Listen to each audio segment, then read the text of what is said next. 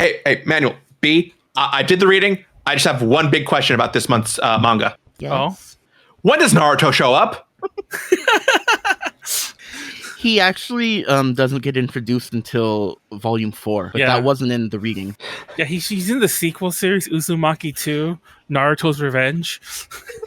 Naruto's Revenge? I think the sequel's just called Naruto. It's Naruto. Yeah, Manuel, you really overcomplicated it there. But anyway, hi, I'm JD. I'm B. I'm Manuel. And you're reading the wrong way. We got quite an episode today. It's October, and that means, ooh, spooky. And we read Uzumaki by Junji Ito. We did, and it was good. It's quite possibly his magnum opus. That's what everyone says, right? Yeah, I mean, we can get into a lot, but it is definitely one of his best, I think. It's funny because I have read this before, but it was so long ago that it really did feel new this time. What is everyone's history with Junji Ito? I have a very short history. I saw the movie adaptation of Uzumaki 10 years ago at an anime club showing. I saw the Junji Ito collection when it came out, and I read this, started watching the anime, rewatched the movie, and that's it. Oh, okay. So for me, I think probably the first thing I read was probably Gyo or Amigara Fault when it was viral way back in 2012 or before that even. I don't know. I read Uzumaki sometime back then to the Viz Omnibus, which I read for this one too in a day. I've read Tomie. I've read some others of his shorter work. I love the Uzumaki movie. I didn't end up watching it again this time, but I didn't have time. And the anime, which we'll talk about. I have a weird history with Junji Ito because when I was a younger weeb, I went to I was a young weeb and I was really into horror movies. So it just happened to be that I would either go to every random screening that would happen, or I would be at a convention and get a bootleg of a movie or buy it officially if it randomly came out. So I saw Uzumaki circa when it was released, the movie I should say. I bought all the Tomiya movies when they first got released on DVD in the US. I've never seen them at Best Buy. I saw one of the movies. I want to say it's Tomiya Replay in theaters. I saw Gyo the movie, and I think that's it as far as my knowing who the guy was. Because up to that point, I don't think I put two and two together, all these are adaptations of this guy, Junji Ito. And then at some point, in the late 2000s, early 2010s, I'm oh, he has manga. And then I start reading some fan translations or fan scanlations, especially of Tomiya and some other stuff. And I've read Tomiya. I've pretty much read everything of his work to some degree. Oh, let me rephrase that. All of his classic work. Because I definitely have not read his post 2010 stuff. Is anyone a fan of those? I don't know. I don't actually know where the line is drawn. I actually am not sure entirely when everything of his was published. I haven't looked too deeply into that, but I feel like I'm probably in the same boat. Yeah. If I really looked at what I've read and what I haven't. Well, it is one of the things that it's not a bad thing. I don't want to say he had his glory days are behind him, but he had a lot of his hits early on. And I think he rides that mostly. It does feel like for a Western audience, it feels like his hits are still happening because a lot of them are either being recently translated or recently put into these Viz editions that are getting all the attention. Some of his his Frankenstein, his No Longer Human adaptation, those were pretty recently put into Viz editions, and the Raminga, I think too, also these aren't new works of his, but they feel newer to a Western audience because they're kind of just now getting all this attention and marketing to English readers. Yeah, just how I'm pretty sure there's a whole swath of new fans who are oh my gosh, Uzumaki, let's go right out and buy it. So I really hope Viz, whoever owns the current rights of it, put out a new edition. Oh, yeah, there's a hardcover edition out now, right, Manuel? I've seen it at my local bookstores when I go and look in their manga sections. Is it a new one, or is it the same one that it has been? It might be the same one that it has been, but it's on shelves at least. Yeah, it's probably a new printing. It's funny because I think when the first one came out, I reviewed it for A to J. I'll try to find that review. Either I did it or Sylvia did it. I can't remember which one of us, because I remember we were taking turns. Because Junji Ito's work was getting published by Dark Horse, I want to say at that time. And that sounds right. And I remember getting a ton of the work, and I mean that's what I'm saying. I'm not sure if Viz still has the publishing rights, but I don't know. Anyway, I believe they do. we're going to talk about Uzumaki. I just want to point out real fast that my favorite Junji Ito work is Tomiya, and if I had my way, if this was my pick, I know I picked Magic Knight Rayearth last month, but if I had my way, this would have been Tomiya. Yeah, I had just read Tomiya and I didn't want to reread it so soon. But also, I knew the anime was coming out, and I really hoped the anime was going to be good. I mean, yeah, don't get me wrong. This is definitely more timely than the Magic Knight Rayearth one, and thankfully, because the anime did come out, and we also kind of low key accidentally waited for this episode for the show to come out a bit more. We have a decent amount to talk about at the end. Yeah, at the time of recording, 3 episodes have come out. Yep. I've seen one, and I've seen enough. So yeah, Uzumaki the manga. Now, I want to point something out before we get started, and I'll mention it all at the end, but I just want to mention it now. I didn't notice it my first time through, but I actually almost read it twice in this current run through. There is a lot of foreshadowing if you read it and go back to it. So it's almost sad that you didn't go back and read it, B, because oh wait, you did read it. What am I saying? You didn't watch the movie. sorry. I got confused there for a second. But did you notice all the episode? I didn't read it. Yeah. Did you notice all the foreshadowing? Because there's a ton of it. I noticed from the very first page there's spirals and everything. But like there's little things like the manga starts with our main character Kirie? Yeah, Goshima. Goshima. Okay, I want to make sure I get her name before I forget. Where she runs to go meet her boyfriend, like the train station, and as soon as she takes off running, a whirlwind appears behind her. A whirlwind. Sorry, that word's hard for me to say. Yeah, and then like that does like later on you get the people are doing the spirals. The people when they can't move too fast. I'm like, that was the very like first page, and I'm like, and I remember thinking how stupid that was when they introduced it way later on. Minors, like I should say spoiler alert, but like, speaking of which, we're gonna get into spoilers here. If you're listening to this, you've read it. Exactly. This is a book of the month type or manga of the month, I should say, type podcast. So we're gonna get into this. We're gonna examine it. So if you don't want to get spoiled, go read it first and come back, or just stay here. It's fine. But yeah, there's all this cool stuff there. Imagine how Oh, what, go ahead. No, you go first. I want to hear what you said. You love. Well, I was getting into it. I'm like, I love from the very first page, like the color pages. Since we have a few of these because it was in three volumes, so we have like a couple little sections of color. I love the way like the first page, like the distance is still in black and white. The lighthouse, the black lighthouse, like kind of basically just a silhouette over there, but we get like the foreground in color. I love the little spirals in all the plants, the weeds, just like from the first page. Imagine how long that took to draw. Oh yeah, absolutely. I mean, obviously, like we could say Junji Ito's a little bit overrated, but at the same time, his work is gorgeous. His artwork is gorgeous, and this I will agree with that. Mm-hmm. It's funny because we talked about this between ourselves, B and I, about how I'm kind of over the whole retro manga style in horror manga, because I feel like it's so overdone. And ever since I said that, I did go look it up. So there's tons of horror themed manga, I should say more accurately, that are done in a modern style. But Junji Ito does do a good job capturing that like almost 70s style manga, manga look and feel. Like I do feel like a lot of his work does still feel like very like planted in the 90s though. But no, you can tell, and the design. You can tell because the female characters don't have bangs usually. Don't get me wrong, there are some that do, but like there's a lot of forehead in Junji Ito work, and that's not really like a style trait you see in a lot of other things. I noticed that right away because I look at the first page. It's like, it's a lot of forehead there, girl. I know he was a big fan of. I'm blanking on his name now, but the was it Dissolving Classroom guy? Or Hideshi Hito? Kazuma Metsu? I can't remember which one did which, but one of them. But yeah, I did a bunch of research and then I forgot about it because my notes are only about Uzumaki and not about the research I did. Wait, do you mean a different one? Because it says Dissolving Classroom is by Ito.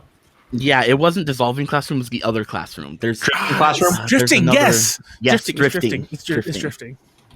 It's drifting by Hideshi. I mean by. I'm looking it up now, Manuel.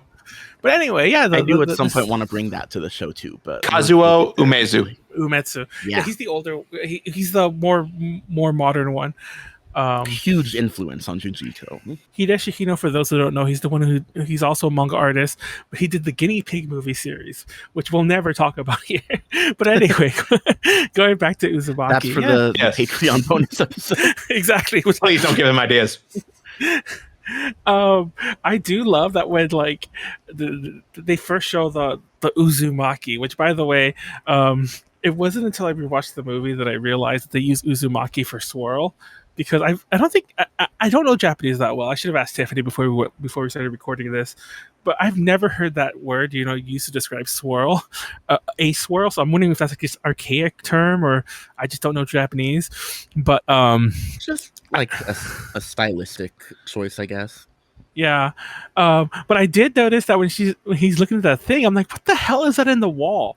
And then like you find out it's a snail shell, and I'm like, what kind of snail has a shell that looks like that? Okay. I mean, that becomes important later, but I guess. But the thing I was going to say is imagine how different this whole series would be if when she meets her boyfriend, whose name is, what is his name? Shuichi. I have his name in my notes boyfriend too. she totally has a boyfriend who goes to another school. You just haven't met him. By the way, I don't know. Like I'm looking at it again now as I'm going through I'm pulling up the manga too with my notes. Did you kind of grasp that they were actually officially boyfriend and girlfriend? I didn't get that until the friend started saying it and they weren't denying it. I'm like, wait, I thought she said it like when he was first introduced. I don't think so. I'm looking at it right now. And it's just, she just mentioned that a classmate goes to different school, does not say my boyfriend. Yeah, I figured they were much more kind of a thing, but neither of them was really willing to kind of put it out there. Yeah, I thought they were just childhood friends. Filled in the blanks from having read it the first time then. I just thought that was funny. I was like, wait, because like around chapter 3 or 4, it's like, she already has a boyfriend. And I'm like, wait, why isn't she saying, no, I don't? She just went along with it. And then he goes along with them. Like, wait, did they just become a couple there? But anyway. But yeah, he notices the swirls because his dad's going swirl crazy. And it all starts from there. This is not like a slow build to the swirls. The swirls are dominating the page like right from page 1. Yeah, as I kind of pointed out in my notes, in like the first 5 pages, she dodges that whirlwind, meets Shuichi's father, who's obsessed with spirals, meets Shuichi, and talks about that and how he hates how his father's become spiral obsessed. And hey, let's leave town because something bad is going down. Yes, it's built into like the pages, into the designs and everything. Mm-hmm. And thank you for bringing that up because I was going to foreshadow later. Thank you for bringing that up, JD, because I was going to mention that too. Imagine how we would not even have a series, or maybe like it wouldn't have let them that early. Because why didn't she just leave with him? Imagine what would have happened if she's like, "Oh my God, yes, let's leave right now," and they leave and go off and get married and disappear forever and live happily ever after. The sense, I think, that she doesn't quite buy into the curse early on. She's kind of like, "Huh, what are you talking about?" Like, "Oh, that's a little weird, but the curse, that's a bit much." Okay, that gets. Yeah, I don't want to get. I agree with you that she doesn't buy it. That she doesn't buy into the curse, but that gets stupid. Really, yeah, CinemaSins exactly, because that gets stupid really fast. Because I get not wanting to leave when you just see the dad looking at the snail shit, but when it starts getting a little more like crazy really fast, it's like, oh come on, girl, just leave.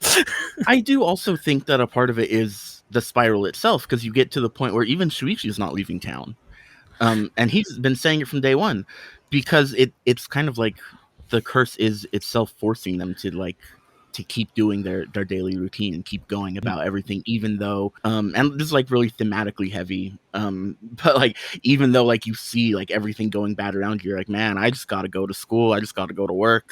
But yeah, she's dead. Go ahead. I think it's also that they are kind of don't want to go without the other one, and Kyrie doesn't want to go without her family. Yes, and they get caught up in all the things that kind of keeps them there.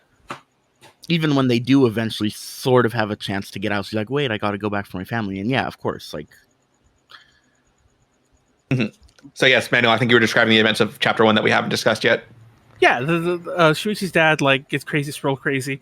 Volute patterns. I have that in my notes because I'm like, what the hell is volute? He mentions that at one point. And yeah, and at some point, like they're mentioning the collections, and I love how like these just funny lines that all in the first chapter, where it's like I understand collecting some things like cigarette butts. And I'm like, who the fuck collects cigarette butts? But yeah, he collects all these swirl things, and then He collects the Starry Night. the Starry Night. He somehow gets the Starry Night. He insists that he has those fish cakes, the swirling Naruto-maki. ones. Mhm. Naruto. Oh, look, Naruto showed up. There you go. Chapter 1. Were you not paying attention? They're Naruto-maki, Manuel. They're the name of the things. The fish cakes in ramen. Or I guess in miso soup in this one. He gets really angry when there are no more Naruto-maki in his miso soup. Deconstructed retelling of Naruto.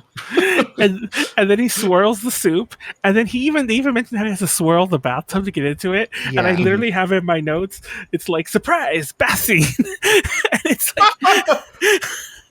Because I think you don't know this yet, only being in the first chapter, but I think this is the only nudity you get in the whole, Series. And it's Shuichi's dad. Oh, no, we do get some in the hospital arc. Oh, you are right. Actually, I can't remember that part. But yeah. So Shuichi's dad, like, just his ass, and then he gets in the shower. I mean, the tub. Sorry, clearly doesn't get in the shower. But yeah, and then the chapter ends with Shuichi's dad dying because he bought himself a barrel, got in there, and curls himself into a giant spiral. My favorite part though is when because he commissions a plate from Kirie's father, who's a ceramicist. I don't know what you call that kind of potter. That's the word. Okay, and a pottist. He commissions a plate from him, and the dad finishes it and gives it to Kirie to deliver, and he's all like, "Oh, thanks for the plate, but now I learned I can do swirls myself." And he sticks out his tongue and then curls it into itself. There's a lot of, I really appreciate how Junji Ito like understands the perfect like overlap between humor and horror. That was a crazy scene. I was like, what the fuck? And then the way it's definitely an Ito classic, one of his favorite tools. The way that like the horror is like he has the full page, when you see him in the tub, and it's always like a page turn. You have to turn the page to see like, oh, what are they looking at? You see the horror on their faces before you actually see the like. Geez, I'm looking at it right now. The way he's all twisted. Oh, that's up, a good glasses. See, I wish I actually owned the book, which was what I was getting at earlier, because I'm pretty sure that was when I reviewed it. So I owned the book, and I sold the book off for like a dumbass at some point. But so now I'm looking at it digitally, and I don't get that page turn thing, and that would be gosh, I wish I could see it physically. That's something I really missed. Also, even if I didn't like Ray Earth too much, I did really miss still the feeling of turning the page. I don't like reading digital manga too much, or digital books for that matter. Okay, I will say something that we're not really talking about the adaptations at this point, but I think I preferred the movie version of Shuichi's father's death because it's in a washing machine as well, so it just makes it creepy. And it makes it creepy. Like he didn't do it to himself. He just kind of got in there and then slowly got pulled by the machine into a spiral. The funny thing about that scene, and once again, we're not going to the adaptation yet, is that scene is preceded by like literally, and I try to count it. It was late at night, and I kind of lost count. It's literally preceded by several minutes of nothing. Like Kiria disappears off frame, and it kind of just is like tiny little sound effects, and it's like, what's going on? What's happening? Why is the camera following? And I actually thought something was wrong with watching the Amazon Prime. Like, something wrong with my TV? What's going on?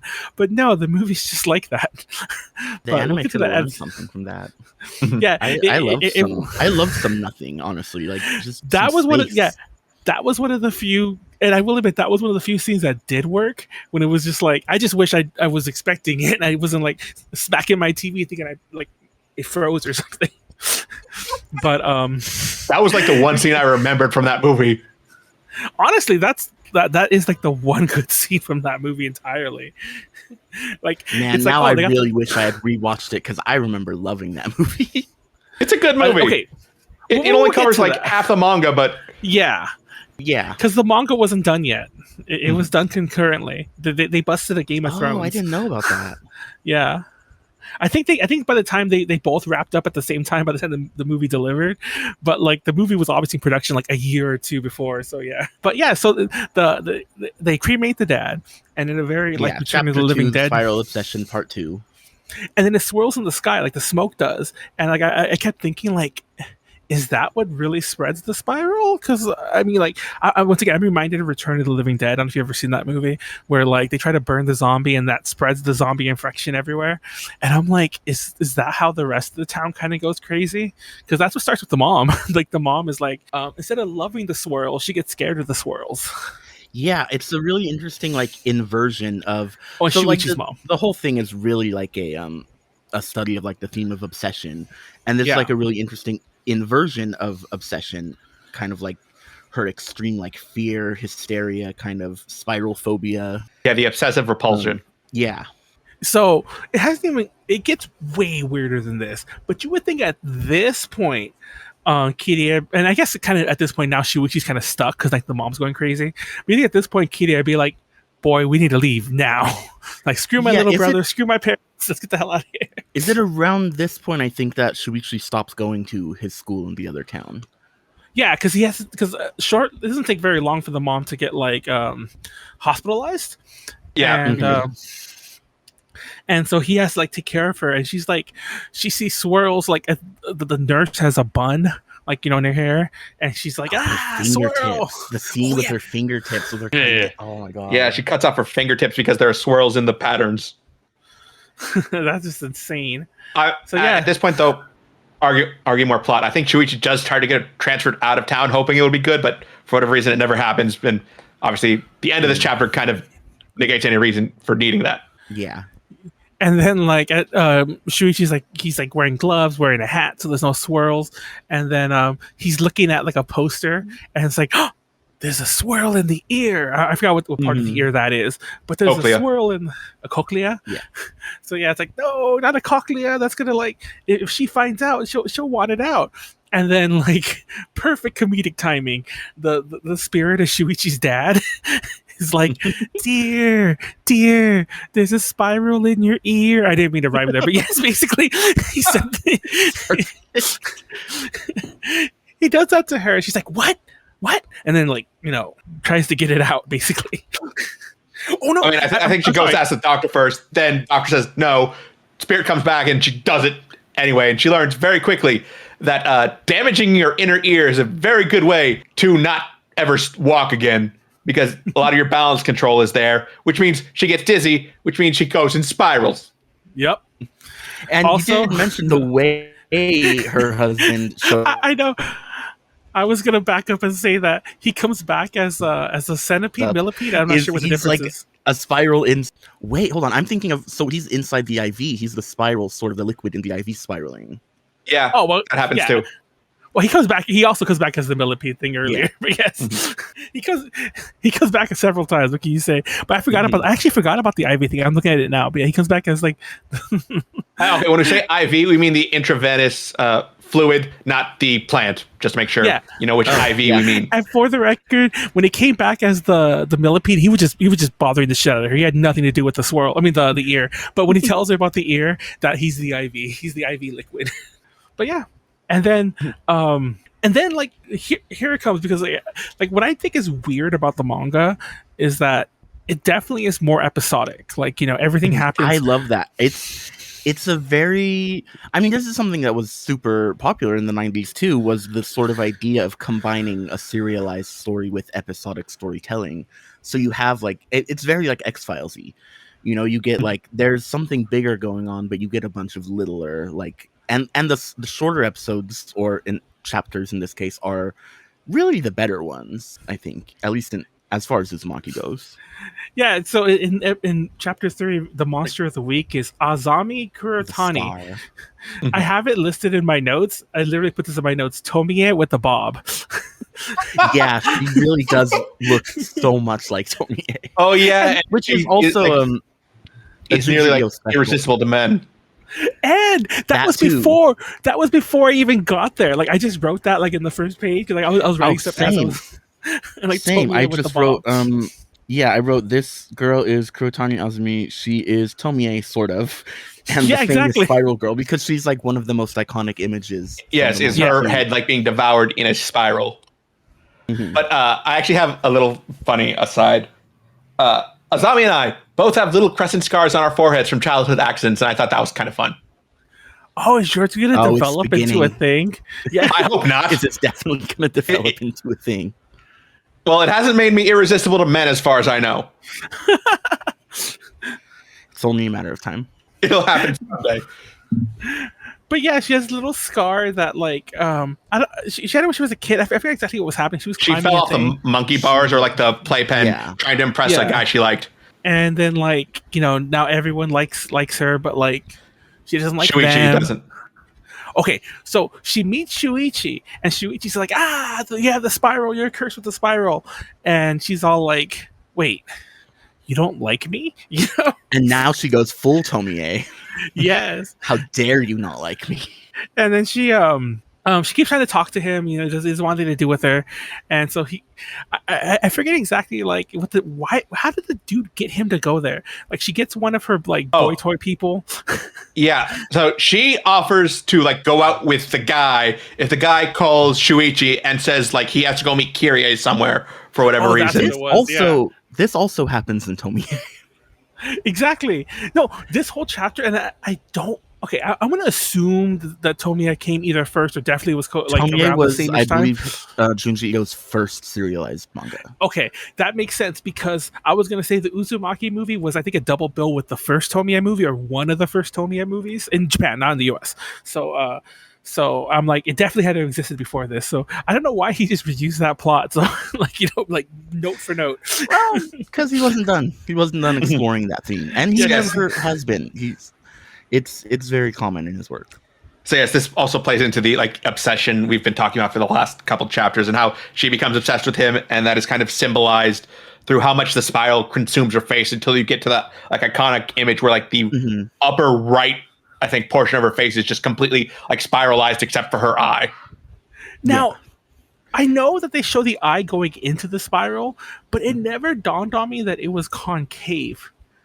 I know that sounds like a weird thing to say. Yeah, I always imagined it being flat still. So like, No, that's also a hole in her head. Yeah, jumping the gun a little when you watch the anime. I think I don't think they show it that well in the movie, but if you watch the anime, it's very clear from the perspective that there is a hole in her head. Like you can don't put your hand in it. Like rolls right in there. That's insane. And then but then when she goes to go meet Shuichi and the guy's all like, "You're gonna date me, right?" And she's like, "No, get out of here." That dude gets violent. That dude like I was like, "Whoa!" He just smacks her. He smacks her and he smacks her her hat off, and it's like, "What the fuck?" And her whole head's like gone. Mm-hmm. Yeah. And then if you've seen one piece of art from Junji Ito or it's the Uzumaki in fucking general, eye. you've seen that piece. Yeah. And then he eats her. She eats him. Mm-hmm. And then it's funny because I actually had to go back because I watched the anime and I had to go back to make sure it was in the manga too. Shuichi hides in the tree. Yeah. And I'm Poor like, Shuichi, why? he's the only like genre savvy character. He's the final girl, but he's surrounded by horror movie victims. No, okay. So the mom is now, she can't walk. She's stuck in the hospital forever. Like shit's going down. His dad's dead. And now both of them, and Kiria, who might or might not have been believing it all, Kiria literally sees one of her sort of friends at school eat herself to death. And like, you think now would be like, yeah, let's leave town. But they don't. 16 more chapters of this to go. But leave town. It's like the whole time I'm like screaming at her, like, just fucking leave. Now it's too late. The spiral's got him. It's already dragging them in. Mm-hmm. And then the next chapter is about Kiria's dad like going crazy because like the firing effect, chapter 4. He gets he now he's making pottery that's all has to be swirls now, and it's getting, the pottery is getting infected because he's using the from Dragonfly Pond or Dragonfly Pond. Yes, and that pond is where all the smoke's going whenever you burn someone, apparently. Because apparently they mention it in passing that every cremation they have now like swirls and collects it. Yeah, the pond is kind of eating all of the spirals. So she's making all this evil pottery and like just being crazy. And like my favorite is he has like an art exhibition or something like that. And like I get that, he's crazy at this point or whatever. but these are some ugly pieces. Nah, these Like- would sell. These would sell on Etsy. Like, I get that if he was going to make a plate, like the one he made for the Shuichi's dad, make a plate with a swirl, make a nice, make a ceramic snail. I don't know, but he just like The makes first clumps. panel on page 116, Ghostface cameo, that would sell. Ghostface. Oh, it is Ghostface cameo. It's also that would sell. That would for sure sell. But yeah, speaking of the Ghostface cameo, that's when like they start noticing, like, wait, Dad, are there spirits in your ceramics? And it's like, no, what makes you say that? Well, there happen to be a lot of faces in your ceramics, and that's suspicious. And but yeah, to see this where Shuichi's not eating, he's not leaving. He looks very gaunt. You can see like his cheekbones coming out. and it's funny because like, so like there's a spaghetti scene. Yeah. What is that spaghetti scene? I mean, spaghetti is very moldable. It is easily able to make spirals, Manuel. I don't know, man. But yeah, The thing is, the spaghetti isn't what gets him; it's the plate. Yeah. But you can barely see the plate under the spaghetti. you would think this, like, I'm not sure what kind of spaghetti that is, but you would assume if it was like red sauce spaghetti, you wouldn't see the swirl that much. It'd be a mess. Or like, I do think it's so funny that Kyrie's dad starts making all this like spiral pottery, and I guess they decide like, well, we gotta have plates. I know Like exactly. they didn't have plates before.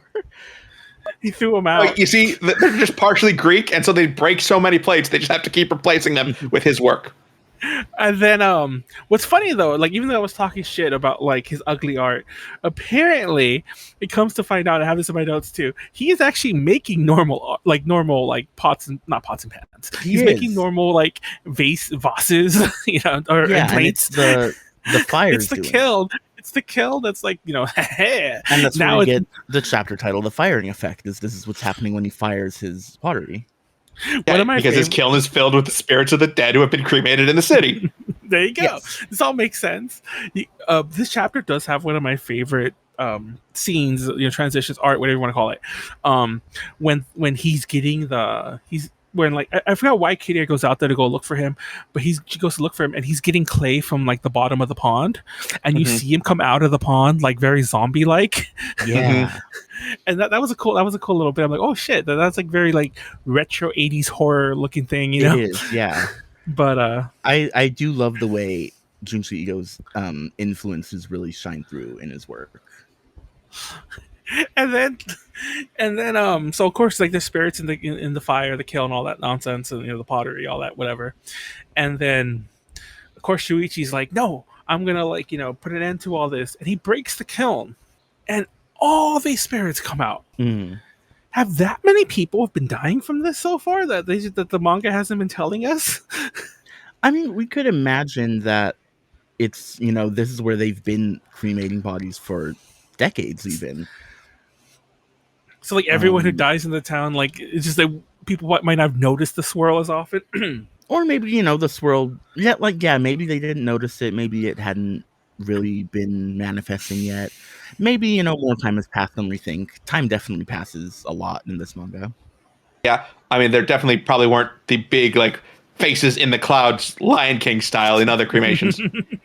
Yeah, but that's the part we missed. No, from having read the whole thing now, we do know that the spiral's been here the whole time. Yeah. Okay, let's move on to chapter 5, just because we are at about the 30-ish minute mark. Okay, so chapter 5, the Romeo and Juliet this story. One's fun. Okay, good. That was my first note on this chapter. Is like Romeo and Juliet ? Yes, my favorite. Yes, Kazunori is the Romeo to Yoriko's Juliet in a fair row house where we set our scene. It's funny because like the row house has become super important, but they have not mentioned them until this point. Yes. So, two families live in this row house. The children from the families love each other. They don't explain why they don't like each other. Obviously, it's a spiral at work, but they don't explain like what their reasoning is. I love this setup. This chapter could definitely this is one of the few I think that definitely can just stand alone. Like you can read this as a short story and it's excellent. Yeah, it felt kind of the least connected at this point to me. It obviously foreshadows a bit that's going to come up or I guess serves as the inspiration, maybe, depending on how you see how this was written. Yeah, It's a very interesting chapter.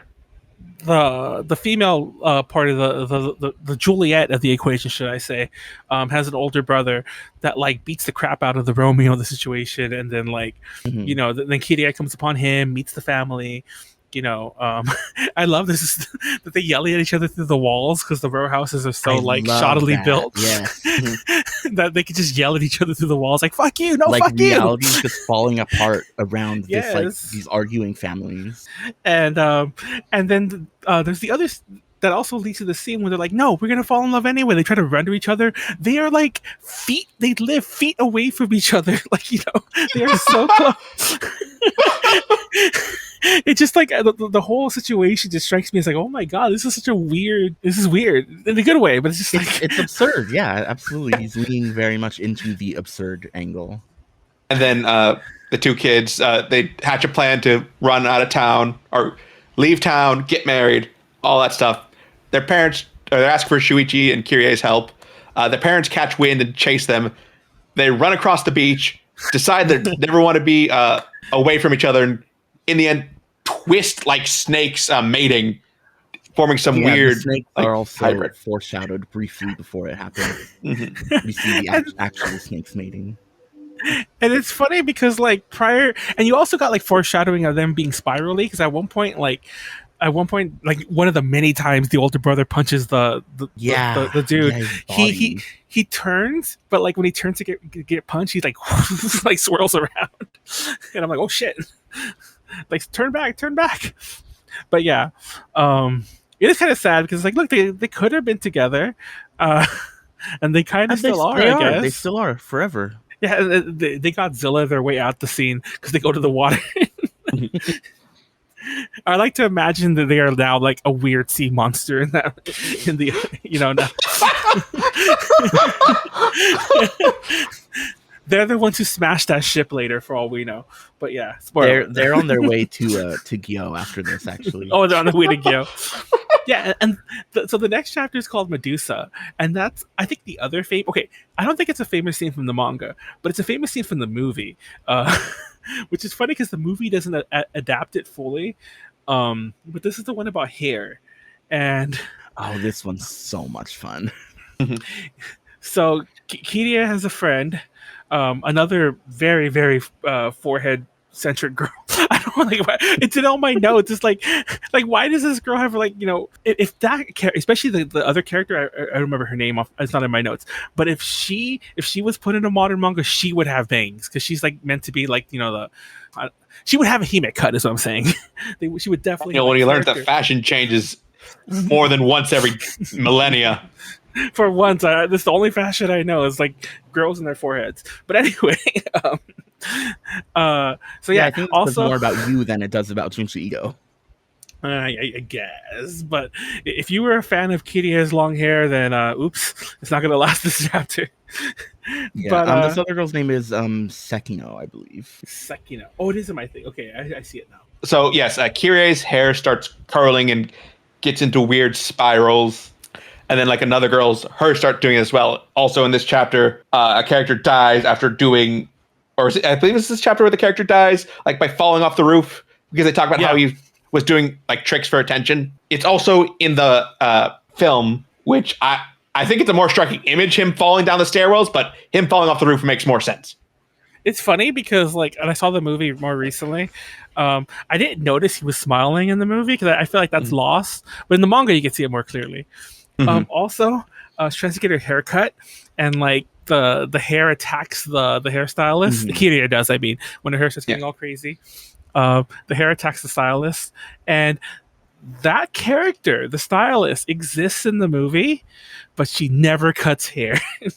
I just want to point that out now because I'm going to forget that by the time we talk about the movie. That pissed me off. They included the hairstylist, but they did the hair totally differently. But the scene where the other girl, Sekino, is walking down the hallway and her hair is all like swirled into this big room hallway filling thing, and like everyone's walking like clearing a path. That's a very famous scene from the movie. I remember seeing that all over in the trailers back in the day. Yeah. But yeah, and both their hair start doing it where they have like dueling hair. I love the way it's sort of like the spiral is using like human hosts to kind of spread, because like it gets into Kyrie's hair because it's in the other girl's hair at first. And the spiral's kind of like infecting people. It's very Ring, which also came out around the same time as Uzumaki. And then the power of the almighty spiral is defeated by a pair of scissors. Yeah, I'm so confused why his scissors worked when the other scissors didn't. Sorry, Shuichi comes in and cuts her hair. Also, like when the whole hair things, when that happened in the anime, I saw a lot of tweets where it's like, Shuichi, you didn't have to cut it that short. Which I thought, which by the way, he does cut it really short, but he hacks her hair off. And I remember like even reading the manga the first time years ago, I'm like, there's no way her hair is gonna recover. She's like shave her head now. But like when you see her neck, she has a very nice pixie cut going on, and I'm like, he cut way more than that. Stop lying, show. Stop lying. Time passes. Time passes between these chapters, but also. Yeah, and the hair sucking everyone's life. It ends up killing the other girl. Who they don't cut the hair off. I think that kind of answers. I don't think it's important to answer like why his scissors could cut it, but at the same time, I think like honestly, the spiral is just like kind of busy fighting. All the energies going into the hair fight, so it's not able to fight back against the scissors in this moment. Imagine if Kiria died here. That's what I keep thinking. Shuichi was just a little late. It is interesting because this is the first time our like POV character is directly affected by. I mean, her family was, but Okay, and at this point, if no other point, you think she'd be like, "Okay, let's get out of here." Well, at this point, it's definitely too late. Yeah, exactly. I'm sure that the spiral will just like, nope, just turn you right, just start doing that bullshit where you can't leave anymore. The next chapter is Jack in the Box. That was that I believe that was the end of Volume 1. Also, yes, I believe so. Because Jack in the Box Chapter 7 it also opens with a few color pages. The Jack in the Box kid, though, he's like, gotcha. Yeah. Yeah, and so this one we get a sense that like time has passed. The town is kind of adjusting to life under the spiral. You don't get the sense anymore that like people are trying to get out or that anyone's. It's just kind of like, oh, this is it. We live here. Everything's becoming kind of fucked. And she also has a new friend that kind of sticks around for a bit longer. I'm like, is this friend gonna like have a scar? Gonna like duel her with hair? What happened with this friend? Nothing apparently, because she kind of just stays normal. But yeah, she has a friend again. And like, so she has this dude who like the Jack in the Box kid who like likes her, but his way of showing it is like trying to jump scare her. Mm-hmm. And when she keeps not taking no for an answer when she says, "No, I don't like you." Oh well. Also, but yeah, I really like while this is sort of being introduced, they're walking through the cemetery, and this sort of discussion like, oh, it's so creepy. There's bodies under these gravestones. Like this town has not buried their dead in ages. And this they're burying the dead now. A new thing for them, yeah, because now everyone kind of realizes like, oh yeah, there's something up with the spiral, but they're not. This is where they live. They, they can't move. They got to go to work. And if you want to get deeper in the plot, now that the kiln's gone, which apparently was like a housing for some of a lot of the spirits, I imagine now they're kind of just roaming free, probably. Yeah. So yeah, shit's going down. But yeah, the jump scare kid, eventually is like, why does he do it? I forget why he jumps in front of the thing, but because he says he'll show her his love and how it will stop the car. It doesn't stop the car. I'm sorry. Spoiler alert right there. The car hits him. But yeah, she gives him a gift. Well, he gives her a gift. I mean, he gives Kitty a gift, then jumps in front, like, I'll show you. I'll stop the car. The car just hits him and he like swirls around the tire, which is an amazing scene. Great panel too. Just him going from like his face, his sort of whole attitude to like seeing him under the wheel, and just it's very sort of mundane compared to the way people have been dying, and it's just like very raw, just his mangled body underneath the car, twisted under the tire. As I mentioned before, this was another one that kind of felt sort of disconnected from everything. Like the spiral doesn't seem to play as heavily, but it's still with that I guess idea of obsession we've discussed before. Yeah, you just get the sense like the town is being overtaken by obsession. So I had to go back and look what the spiral was supposed to be, and I'll get to that in a second. But I have two notes that I put for this chapter. First is why would she open the gift in all caps? Because she opened the gift after he died, and of course it's Jack in the Box. She's mourning now. She's like, yeah, I didn't like this guy, but like this guy just died trying to get my attention. And the Jack in the Box, of course, is possessed, and the spring is the spiral. Yeah, that too. But then my next note is it says vampire logic, because Shuichi's idea is that they're gonna go find the corpse and drive a stake through its heart. Mm-hmm. I love the little the panel where she's like, so you believe what that clown said, and then in really small text underneath, I don't think he's a vampire. Yes, and then like there's actually a lot of great lines here, because at one point like she's asking about the whole thing, and it's like, look, we're here because a toy clown talked in the first place.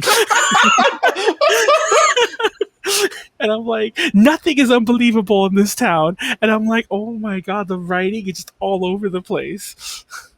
I mean, after everything that's happened in the previous 6 chapters, I believe anything happened in this town. Yeah, and they kill it. It's whatever. The spring is inside the body. And then there's another great line. The chapter ends with, and so Jack in the Box, quotations, Jack in the Box never surprised anyone again. And I'm like, who wrote this? Like, is this a comedic chapter? Junji Ito wrote it, and it's great. No, I love it. It's Manuel. What? It's because I believe a Jack in the Box in Japanese is a surprise box, a bikuri box. Oh, okay. So the surprise box never surprised it. It makes more sense there. Okay, but I still find this hilarious. Like this whole chapter was funny. It was a nice break. Yeah, and it's kind of supposed to be. It's he's really drawing on like sort of older pulp fiction. We talk about nowadays, Junji Ito, we talk a lot about cosmic horror and Lovecraft, and like obviously Lovecraft was a huge inspiration on this guy, but also like Lovecraft's contemporaries and kind of weird fiction and pulp serials and that kind of thing. Really, like it all kind of shows its face here in the pages of Uzumaki. And that brings us to chapter 8, snails. The snail. This one's so good. So this one sets up a whole thing for the rest of the series, where this one boy who's like, I only come to school when it rains and I'm covered in slime. And it's like, ew. And he's really slow.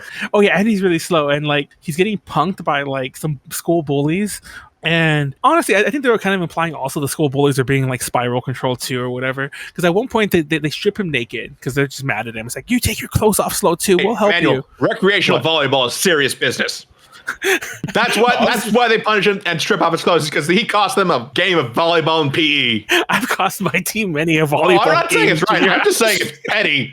And no one stripped me naked. Have you checked your back lately for shells? I know. And yes, when they strip off his clothes, they see that a snail's shell is growing out of his back. Okay, this is a really fast aside, because that actually unlocked a memory. I'm not joking. I was like in 7th grade and we were playing volleyball, and I really sucked at it. I suck at most sports, but I particularly sucked at volleyball. I'll never forget. I saw the ball coming at me, and I could have saved the game, and I was like, this is my big chance. Like, life slowed down. And I did like an underhand thing to try to just send the ball just to the other side. I wasn't doing anything special. I have my hands together to do like an upward hit. The ball went right between my arms. And I was like, oh. Like, Manuel, you couldn't even hit it. I'm like, thank God no one dragged me out naked in front of the classroom. Manuel, the term you're looking for is bump it. Like bump it, yeah. When you hit it with your hands close together with your forearms. Yeah, exactly. And the ball went right between my hands, though. I was like, how did that even happen? Apparently you had your hands your arms too wide apart. I was so upset. Like that stuck with me. Like I said, you unlocked the memory, but thank God the next thing didn't happen. So this happened. That basically happens right here in the manga. Apparently, now that I'm looking at the exact frame, that's basically what happens. The bullies punk him, strip him naked, and drag him outside. The girl's like, ah, and then everyone looks like, wait, what? He has a spiral on his back, and then he like slithers away. It turns into a human snail. Yeah, he snails up.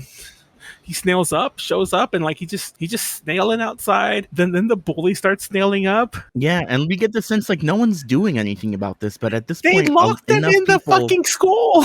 Like they put them like in a little pet cage. Seen that this curse is going on, and they're like, well, life's got to go on, so let's just hide this thing away and try to do something else. Let's not think about the snails. And then the bully becomes a snail too. And like the bully gets put into the cage with them, and then they fuck. And they have some snail babies. Because snails are, I think the proper term is still hermaphroditic. Yeah, I looked that Yeah. up, and it's true, by the way. They can they just need 2 snails. They can make it work. All you They- need they- is 2 finds snails, a and way. you can have all the snails you want. Yeah, they are nature's dittos. And then then they slither away, and they lay a bunch of eggs. And the teacher, who has been floating around these scenes, he's the teacher of the classroom of both the bully and the first snail kid. He finds the whole nest of eggs. And he's like, we can't let these snail human hybrids live. And he smashes them all. The next day he shows up as a snail. That's the punchline. That's pretty much Yeah, it. he's the teacher comes in kind of covered in eggs too. Oh my god! Sorry, I snorted because that actually reminded me. That actually freaked me the fuck out. That gave me some massive body horror vibes. I have it in my notes too. He shows up I know that's not the whole trypophobia thing, but it just triggered something in me that now that I'm looking at the frame, and now I'm looking at the thing, I had to skip ahead real fast. He shows up eggshelled snail though. My favorite thing though about that is that he doesn't go off to the forest to go find another snail to have sex with or whatever. He still goes to his job. Well, yeah, what else are you gonna do? He needs a paycheck. He's like, look, he's like, Yeah, he's sick, in this but he can't economy, take a day off. exactly. In this economy, I still got to teach. And that's we say that as a joke, but that is a really deep theme running through this entire story. Yeah, that is everyone sort of just has to go about their lives.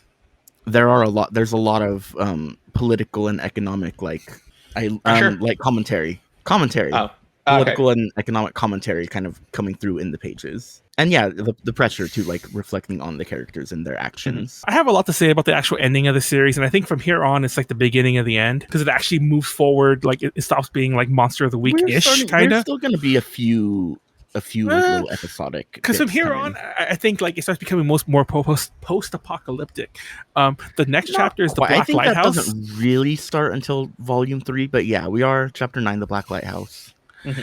I hate this chapter. Okay, I don't hate the chapter. This is the only one. This is the only one I felt was weak. I have so little notes of it. My first note is Kitty looks cute with short hair, because I think that's a pretty cute shot of her right here. She looks like a boy in the Jack in the Box one at that first page. Not that he's wrong with that, but she looks like a boy in that one. And then I didn't think about it, but here I'm like, she looks cute. Maybe it's a sundress. I don't know. But this chapter was meh. I love the lighthouse. It's kind of this foreboding tower that's been on the fringes of sort of the town this whole time. It's kind of amplifying the curse now. These horrible spirals of light coming out of it. The visuals are great. Yeah, the visuals of this are great. There've been a shipwreck off the coast, not many survivors, strange incidences from Lighthouse. I think, is this where we're introduced to the 5 p.m. screeching, or is that in an earlier chapter? Or the player over the PA? They hinted at that at the very first chapter, but this is the one they mentioned it happens all the time. Yeah. This is one now we start getting people who are infected by the spiral just walking down the street, and they start walking in circles. Exactly. Mm-hmm. This one has, and it involves the brother a bit more. This was the brother and the friends, or the brother as in Kiria's brother, gets involved in nonsense. He runs up to the top of the lighthouse with his friends to see what's up. And I love that when Kiria goes up, she finds all these bodies, burnt bodies along the way. So presumably the little brother went through all that. Why didn't they turn around then? I don't know why they kept going. Fun. Willem Dafoe. They were on an adventure manual. But they get all the way to the top and they see the Eye of Sauron. Robert Pattinson's in there. And then does a little boy dies? I don't remember. I only remember Kiria and her brother leaving out of there. Okay, actually, I'm skipping ahead to see. I think at least one of the friends dies. Oh yeah, the little boy does die. The little boy gets burned because the beam from the lighthouse is so hot it just basically melts your skin off. Somehow it doesn't melt the glass in front of it, but I'm not expecting much of this to make. Of the eyeball inside the lighthouse dripping. Mm-hmm. I told you the Eye of Sauron. Like I said. Yeah, I don't think the Eye of Sauron looks quite this wet though. Yeah, also I want to point out that this did predate Peter Jackson's Lord of the Rings, so maybe Peter Jackson was reading Uzumaki when he was working on the FX. I don't know. Sorry, I remember that one scene from, I think it's Return of the King, where the Eye of Sauron's literally looking for the hobbits in a very spotlighty way, and it was very Lighthouse. I don't know, maybe he did read Uzumaki. Anyway, what I think was more important is this sets up the chapter where Kitty ends up in the hospital because she gets 3rd-degree burns, trying to protect her brother. In the hospital for months. There is briefly, I do want to time. mention, this kind of really solidifies and pretty directly states kind of the same theme about how no one's doing anything. The way at the end, and still every night the lighthouse streams forth a swirling glow. They say they'll Mhm. demolish it someday. And like, Oh, yeah. I love that line. I love it's so like it's very reflecting on like kind of conservatism and this whole idea of like, well, we'll do something about it eventually, but like life's got to move on and we don't want to change anything. And like, yeah, we'll fix it, someday. And that kind of just reflects how the whole town is going. And this is where things do start to get pretty crazy. Yeah, because the mosquito story, there's elements of it where I'm like, there's no coming back from this. Like as it goes on, Yeah. because I mean, already with the lighthouse, we do have the people, circling in the street. yeah, but like, You know what else? Wait, one more thing on the lighthouse. We've got people who went in there to pull the bodies out. Like they had to go up in there too. why didn't But they they're get? just like, well, this is it. This is our job. We gotta do it. Gotta get the bodies out. So yeah, there's mosquitoes killing everyone. Kidia's in the hospital, huh? Oh, sorry. We're moving on to the next chapter, chapter 10. Yeah. Yes, Mosquitoes. chapter 10 mosquitoes. So mosquitoes are like everywhere. Like Kiria stumbles upon a body that's like stung a billion times. She also sees her cousin, a pregnant That's cousin. her cousin Keiko. Yeah, in the hospital. There's also this scene where she's helping her cousin unpack. We don't know what it is, but she has like this weird tool in her thing. I have it in my notes. Like, I'm sorry, I don't care what JD's like. Oh, Manuel, of course you would say that. I was like, is that a dildo? Okay, Manuel, not gonna lie. If I hadn't known the twist of this chapter, that would have been the thing I thought too. Yes, because I was like, oh my god. So, anyways, I have it in my notes. I have it in my notes like crazy. How is this town still keeping up the population? Because like dozens and dozens and dozens and dozens of people are dying at this point. Because like every night, pretty much like the hospital, like new mosquito bitten bodies show up, or at least we think they're mosquito bitten bodies. I think you're underestimating just how many people can live in a town. And Shuichi kind of appears again. He's been appearing here and there. Don't get me wrong. He's been, but I feel like Shuichi finally made his big comeback here. To like now he's kind of like getting really crazy. He's like killing bugs. He sprays like bug spray, and the cut. Huh? Sorry, I was gonna say because when like the male mosquitoes swarm for like mating and stuff, it's also in a spiral. It just feels like sometimes Ito found something that happens to look like a spiral and said, "I can make a chapter out of that." Well, I didn't even notice that. You're right. Like I must have missed that part. That's why he killed it. So like, he kills the mosquito, and then the cousin's like, "No, not bug spray." And then we know it's foreshadow a little. To be fair, you probably shouldn't be spraying that in a hospital anyway. I mean, yeah. She clearly was a little sickly, so the bug spray pike has just been getting to it no matter what. I don't remember if we mentioned that her cousin is pregnant, just about ready to give birth. Yeah, she's preggers. Yeah. It's also at this point earlier on the chapter where they also mentioned that like mosquitoes, I actually didn't know this either, but it is true that mosquitoes only take blood when they're like going to give birth or whatever, or like to nourish their young. They need the nutrients when they're preggers, or they're about to like give birth to like 80 billion more mosquitoes. So I think they lay like a billion eggs. You're an old man. Why are you saying the word preggers? Why are you saying preggers? What's wrong with preggers? Is this going to turn into like Manuel saying preggers? It just seems completely, I don't know, out of character for you. It seems something way too young for you, Manuel, when you're, I don't know, 1.5 billion years old. For the record, I was saying preggers since I was young too. So what I say? I didn't know that was going to stop the whole show. Well, okay, yes. She's pregante. So now that Kiria is staying in the hospital one of the nights, she notices that all the maternity ward women are all like moving in mass, and they all have their like, what's that tool called? The dildo tool. What I said, but the hand drill. They have the little like that's the word. The hand drill. It's a drill. It's like a drill bit, like a long drill bit. Crank it with your hand though. And what they're doing is they're basically vampires. They're drilling holes into like other patients that are like not pregnant or mosquitoes, and they're eating them or sucking their blood out, not eating them.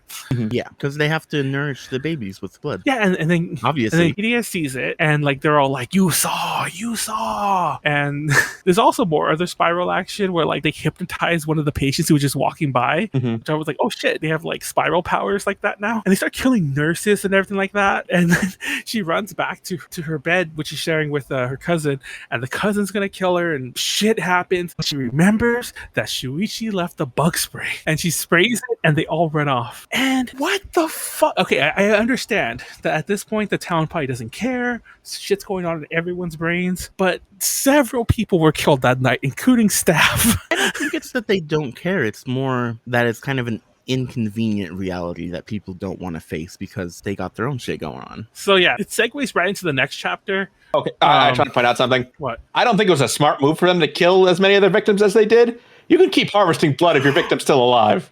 Oh, that's what I was thinking about that too. I'm like, they could just drink a little, and apparently they have like hypnosis. Like I said, they have the hypnosis-y powers apparently. So just be like, I'll swirl you a little, like like a vampire, keeping like a Renfield or two. It's like, come on. Okay, now move on to chapter 11.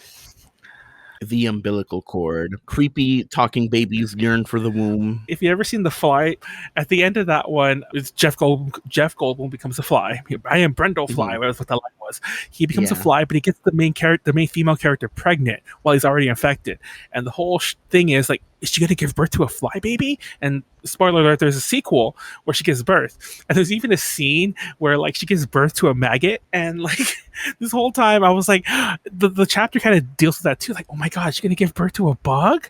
But she gives birth as a normal boy, a seemingly normal boy. Let me say it like that. Because, So yes, skip forward a few weeks or maybe a month too, depending on how long it takes her to heal. From the last chapter, Keiko has now given birth to a young, seemingly healthy boy. And everyone at the hospital has like salads with these strange mushrooms that are spiral shaped. Yeah. Kyrie also talks about how no one believes her about the events of the last chapter. And I refuse to believe that as long as Shuichi is in this town. Okay, what also pisses me off about them not believing it is like, I understand that like the US is kind of an overly surveillance-y place, but there has to be at least a camera in the hallway. Like when that nurse got eaten, that should have been on the security cameras. I don't know, Manuel, if anime has taught me anything, it's apparently Japanese hospitals have no security. Apparently. But yeah, and then we flash forward a little bit further when all the babies are still like visiting the hospital, I guess, for like just their normal day-to-day baby upkeep. I don't have kids, but they all go into the hospital and they all have like swollen bellies, and then they cry and they're like spiral cries, and then the spiral cry like disturbs Kiria so much she runs, falls down the stairs, and gets put back in the hospital. Has to be readmitted, yeah. It's like, girl, get out of the hospital. Just Get out of town. Literally. But yeah, so it turns out the babies are like, it's funny because I don't know if anyone's ever seen, what the fuck is that movie? It's a Toshiro Honda movie about like the mushroom people. I think it might be called like the mushroom people. I've talked about it in the body horror panel, but like there's actually this whole thing where like these people are trapped in this island and they have to choose between either dying by these mushroom people or eating the mushrooms that make them into mushroom people. So yeah, this has to be a reference to that. B, explain what happens with the, because you already kind of gave it away a bit ago. Which part? Oh, the babies. Yeah, they yearn for the womb. They want to be put back in the womb. They're very. I have the page open here. I want to go back to the womb. The womb is wonderful. Can we really go back?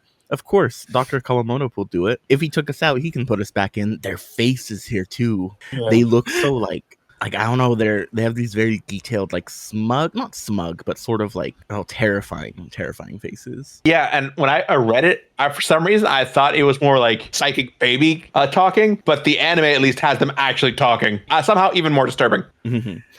Oh, and then right, like the next page, that's where you start seeing the mushrooms coming out of them too. Mm-hmm. Because their umbilical cords aren't like completely severed, their placenta keeps regrowing. This doctor has been basically growing that placenta out and feeding it to the patients, which apparently some people like eat for whatever reason, like actually eat. Yes. Yeah, this whole chapter is weird.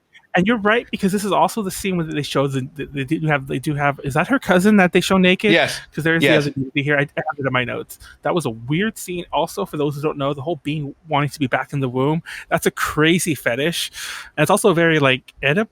Is that the word? But like Oedipus complexy. There's a lot going on in this whole chapter. By the way, I looked it up. That's why I took a little break to like had B run away with the plot a little.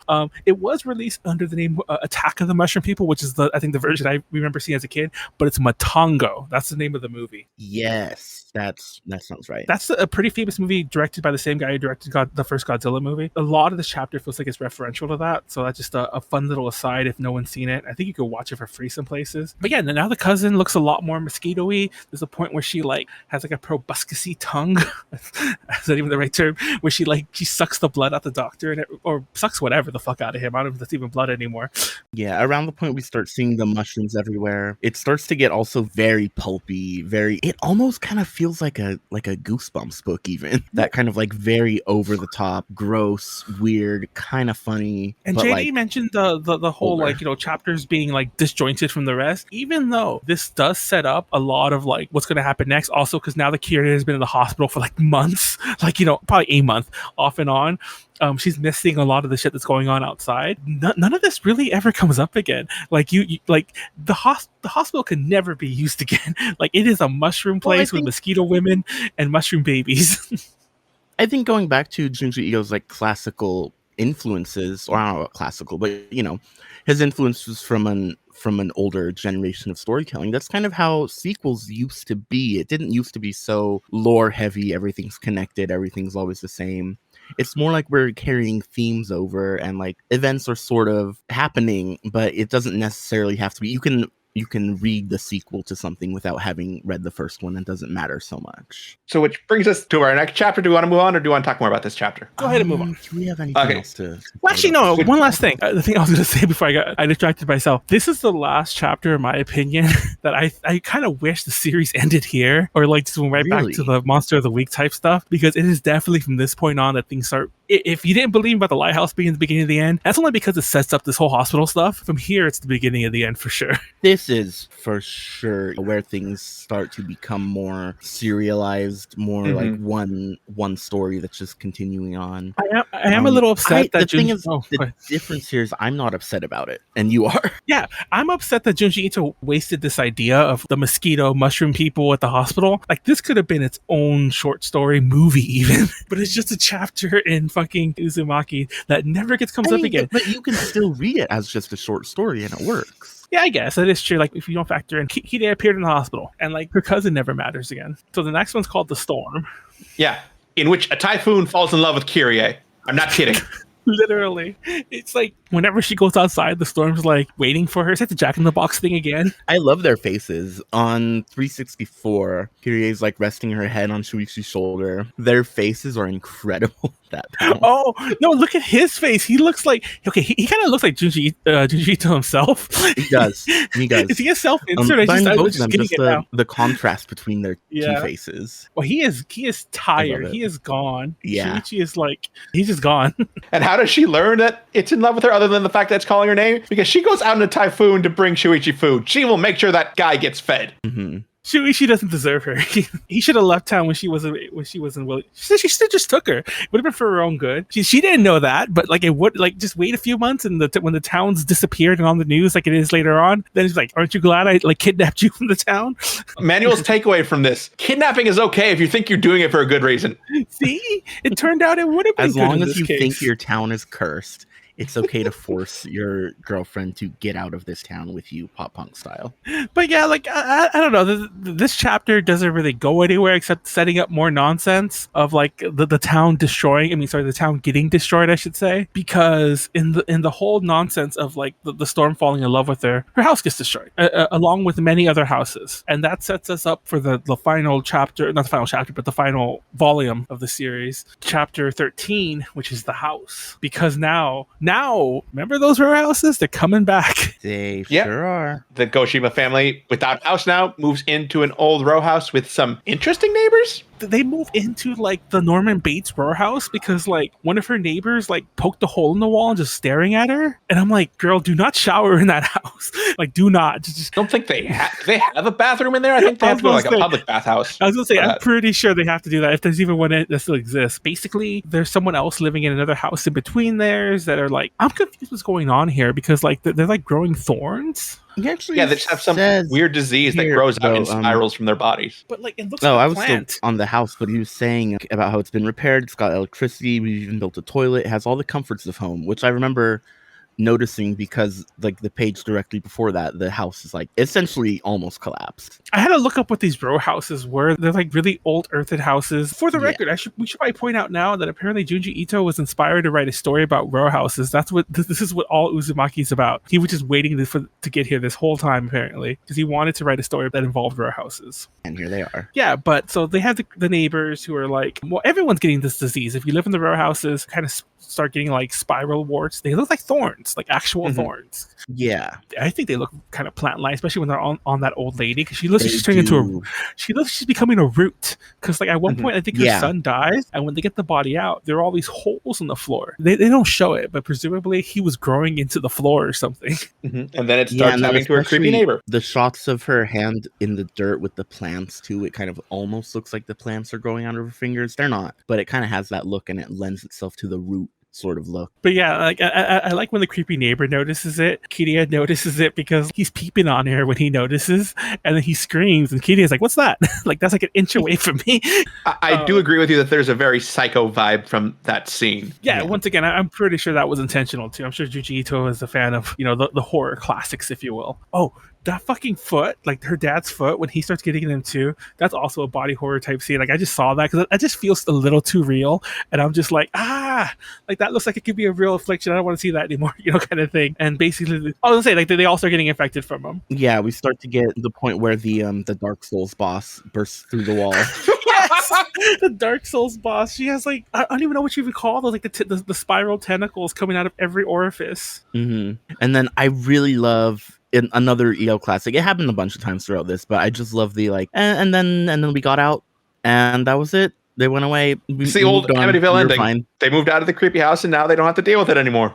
The next chapter is Butterflies. Chapter 14, Butterflies. I love the first page of this one, by the way. I think chapter 13, does it end with the warning that another typhoon is going to hit this town soon? Or is that the beginning of chapter 14? Oh, wait, actually, yeah, it does. It does. Soon after Hurricane 2. Hurricane 2 were sucked into Dragonfly Pond, and then we got out. That's what starts tonight. The next chapter, like we get introduced to new characters for no good reason. A news crew that are showing up to like report on all the recent natural tragedies. Time to see from the outside world what's going on. Now people are finally paying attention. Yeah, and then they get twisted. I was about to say, I think there's shot. Is it either through the back of the car window or like someone pointing at something? Is that a Twister reference? I haven't seen that movie in forever. It is. Okay. And Twister was a really hot movie, like around this time too, I think late 90s. They see the cow floating. Briefly mentioned. So the last chapter had ended with Hurricane 2 sucked into Dragonfly Pond, and at this point we have now just time skipped over Hurricanes 3 through 6. Because now hurricanes have like destroyed a lot of the towns, and this is where all the accidental hurricane nonsense starts. And they even say it later on, they reveal later on, they caused that hurricane that killed themselves because they were just moving too fast. There's a scene where she breathes and it kind of like makes a little like disturbance in the air. If people just run or make a sharp movement, it'll make little hurricanes, and it's like, what the fuck is happening? I would like to know where he got this idea of the tiniest movement causing like a whirlwind like that. Well, it's literally in the name of the chapter we're talking about. Chapter's called Butterflies, and they mention it, the butterfly effect, and it's kind of mentioned by name. Well, whenever I think of the butterfly effect, I think of its more popular uses like in The Simpsons or in the movie The Butterfly Effect. The movie with all the Oasis songs in it. Yes, or The Simpsons where you step on a mosquito and like now Flanders controls the universe or whatever. So, exactly. So like I guess this also works too. Like you make a little movement and you make a tornado. Yeah, most of the town is destroyed, and it's getting destroyed by the second because like not to jump ahead a little, but like there are like roving delinquent mobs who just like ride the whirlwinds, destroying buildings that are still up and kill people for no good reason. And the only houses that are still able to stand are the row houses. Yeah, they're sort of immune to the effect, but they're also, they cause you to have spirals all over you if you get in them, and it's kind of the curse forcing people into these sort of places to get their little curse. I think we might be combining some of these chapters, but it is because they become kind of a serialized arc at this point, basically the storm arc that ends it all. Yeah, I have my notes about how it gets kind of boring here, but then one of my other notes is, I guess Junji Ito ran out of spiral stories because he couldn't think of like, little spiral monster of the week, so just like he throws all this random shit at the wall here. I don't know. I don't think it's boring. It is a different kind of storytelling than what we've become used to from the rest of it. And I don't know if it's him running out of stories or just being like, all right, I think it's time to end this and move on to a new project. I feel, because I think we still have like however many more, 6 more chapters to go, 5 more, I think at this point, where we're at now. Yeah. I think he had a chapter quota to meet because this little wrap up could have been told in 2 or 3. Like it just felt like it was getting really drawn out. I can see that. I can see like, for example, like chapters 15 and 16, Chaos and Erosion. They're kind of the same sort of thing going on across these chapters. You see that some people have learned to actually ride on the storm. Or one of my notes for chapter 15 is just literally riders on the storm. Right. I was thinking that too. Yeah, I didn't put that on my notes, but I was thinking about that. And like I said, like there are like actual gangs, but at the very beginning, she frees some children that are tied up. She's like, "Why are they tied up?" And then it turns out that those kids are like the wolves from Three Little Pigs because they like and they blow and like destroy like buildings. And they just love making trouble, and that's why they're tied up. Also, the snail people come back in chapter 15. Okay, so the snail people come back. Yeah. And now because there's like because they're hunting for like food and food's running out, they start eating them. Does it count as cannibalism, though? Okay, later on it does. They're trying to argue that. Grappling with that moral question. But I'm like, oh my god, you can't eat the snail people. They were people. Also, I want to point out the snail people also do look very creepy here. People who live in the row houses, like they're starting to get a little crazy. Yeah. They don't know this yet, but if you stay inside the row houses, you kind of become like a big lump of flesh. But if you go outside, you become a snail person. or you ride the storm. You either ride the storm or become a snail person. Yeah, at this point, there's really no good life to have in this town. Yeah, and no matter where you go, you're going to end up back. Like, if you go through that tunnel, the main road, you'll just somehow loop yourself back. Like, go up any path, it'll turn itself around. You're stuck here.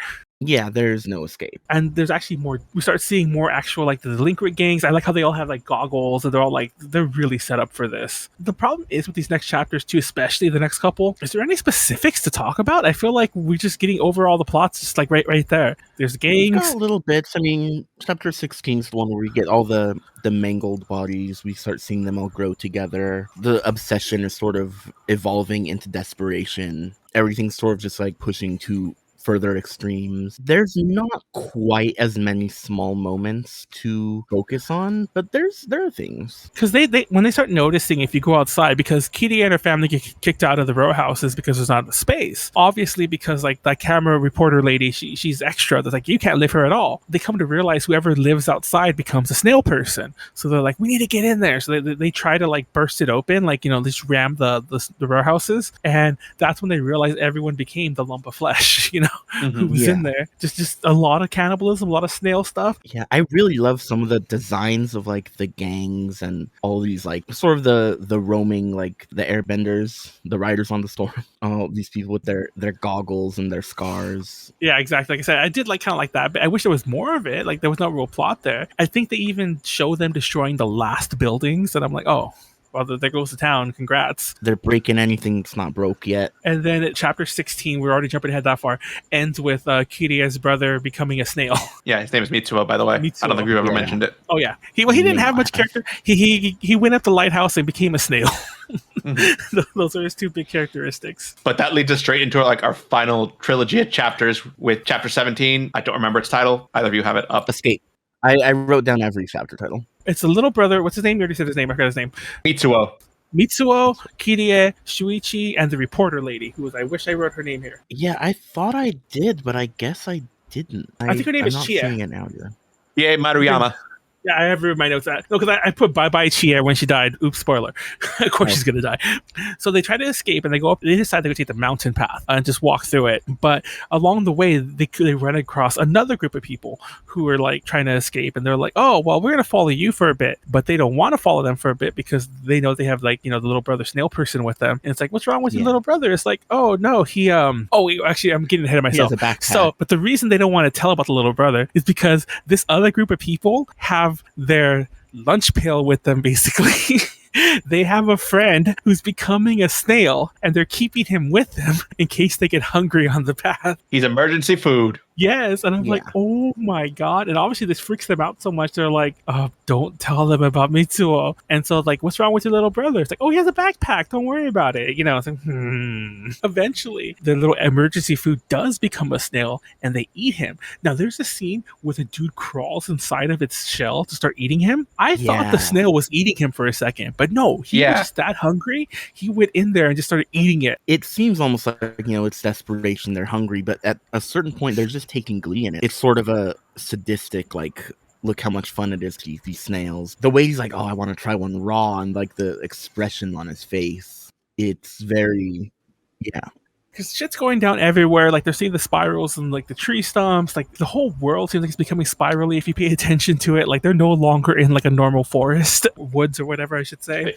It plays by Lost Woods rules. Yeah. The plants have been spirals from page 1, but here at this point, they're really taking over. They're everywhere. They keep trying to get away from like the cannibal people, but they keep running into them because the paths don't go anywhere. At one point, Kitty is carrying Mitsuo on her back, and it's like, oh my god, don't let them know he's a snail. Don't let them know he's a snail. Don't let them know he's a snail. And then the fucker's eyes become snail eyes.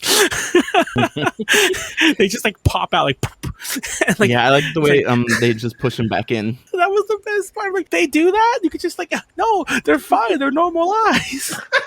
But yeah, and then of course, like they try, but then he just like he becomes undone and just starts like snailing around, and they just run at that point, and like they're getting ready to eat him. This is the point where he crawls inside the shell. No, they let the little boy leave. He's just like, Mitsuo, run! And he just crawls down the mountainside, never to be seen again.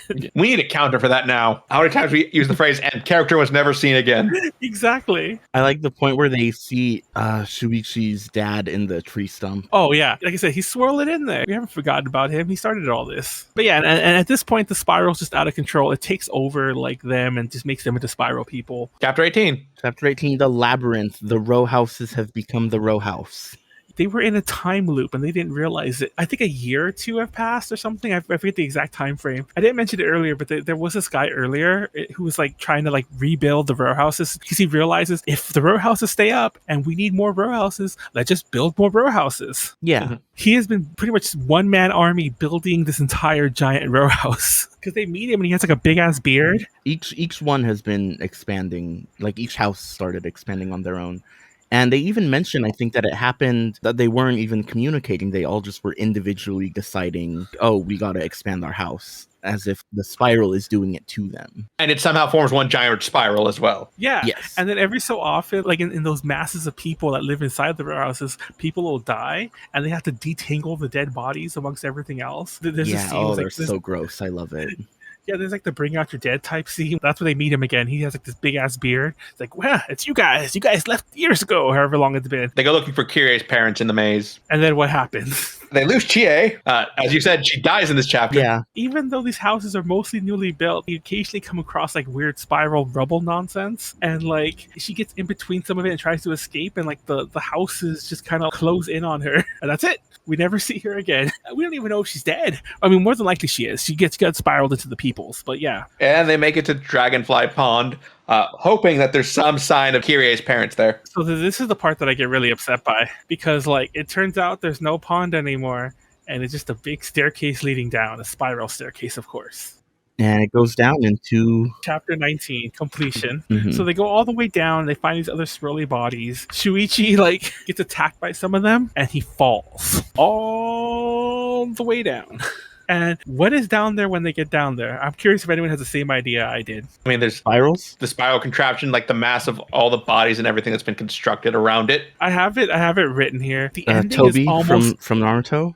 It's almost Lovecraftian. Like they go, like it's this That's big. been the whole like, point. Turns out that like actually, I don't even know if I can explain it properly. Every so many years, the town rebuilt itself as a spiral or some nonsense. Yeah, it's just a cycle that just never ends. And which is also like, wait, does Japan know about this? Does the rest of the world know about this? It's like, oh, they're fine. I Actually, think it's that they don't, because otherwise this would have been caught earlier. I think if anybody outside knew about it. Yeah, I actually don't mind this part of the ending. I just feel like everything that led up to it did not need to happen the way it did. It could have happened a lot faster. She does find her parents. They're like, are they turned to stone? I'm confused what was going on there. They are spirally messy. And she ends up finding Shuichi. He's still alive somehow, but like he's all like fucked up because he fell like 80,000 feet or however long it was. I guess the spirals have been talking to him, like, the Cthulhu spiral or whatever has been talking to him and tells him the whole story, or he just knows it. I don't know. And they end up becoming the Romeo and Juliet couple. Yeah, they end the series intertwined in an embrace at the center of this giant spiral in which time is both momentary and eternal. Yeah, I love this idea here where it's like the spiral has been waiting. It seems like it's waiting for them, or just like waiting for like everyone who has lived in the town to have become part of the spiral. And with the spiral complete, a strange thing happened.